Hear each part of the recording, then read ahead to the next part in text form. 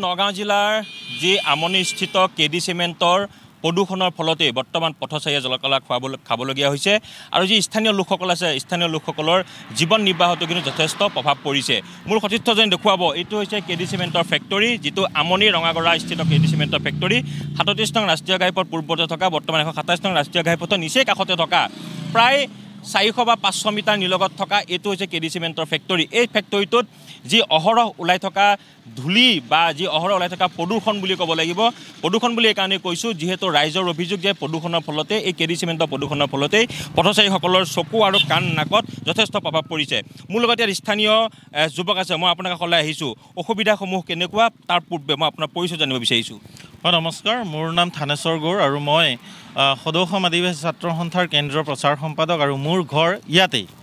আৰু সেইকাৰণে মই এটা কথা জানো যে এই চিমেণ্ট ফেক্টৰীৰ পৰা যি প্ৰদূষণ, সেই প্ৰদূষণৰ পৰা স্থানীয় ৰাইজৰ লগতে বহু পথচাৰীৰো বহু অসুবিধা হৈছে। আৰু লগতে যি কৃষিভূমিৰ মাজত এই চিমেণ্ট ফেক্টৰী বনাইছে, এই কৃষিভূমি থকা আশে পাশে যিসকল ৰাইজ আছে তেওঁলোকে খেতি বাতি কৰাটো যথেষ্ট অসুবিধা হৈছে। কাৰণ তাৰ পৰা ওলোৱা প্ৰদূষণ লগতে তেওঁলোকে এই চিমেণ্ট নিৰ্মাণ কৰা যি সামগ্ৰীসমূহ যেতিয়া তেওঁলোকে ৰেলৱে ষ্টেচনৰ পৰা ইয়ালৈকে কঢ়িয়াই আনে, সেই সময়তো যথেষ্ট প্ৰদূষণৰ সৃষ্টি হয়। আৰু এই প্ৰদূষণৰ পৰাই আমাৰ এই অঞ্চলৰ যাত্ৰীবাহী ৰাইজ বা আমাৰ স্থানীয় ৰাইজসকলৰ যথেষ্ট কষ্ট হয়। কাৰণ তেওঁলোকে কোনো ধৰণৰ অভাৰলোডিঙক নিয়ন্ত্ৰণ নকৰে, কোনো ধৰণৰ এই বস্তুখিনি ঢাকি অনাৰ ক্ষেত্ৰত কোনো ধৰণৰ নিয়ন্ত্ৰণ নাই। তেওঁলোকে আনোতে যি ডাম্পাৰসমূহ আহে, সেই ডাম্পাৰৰ পৰা যথেষ্ট বস্তাসমূহ ৰাস্তাত পৰি আহে।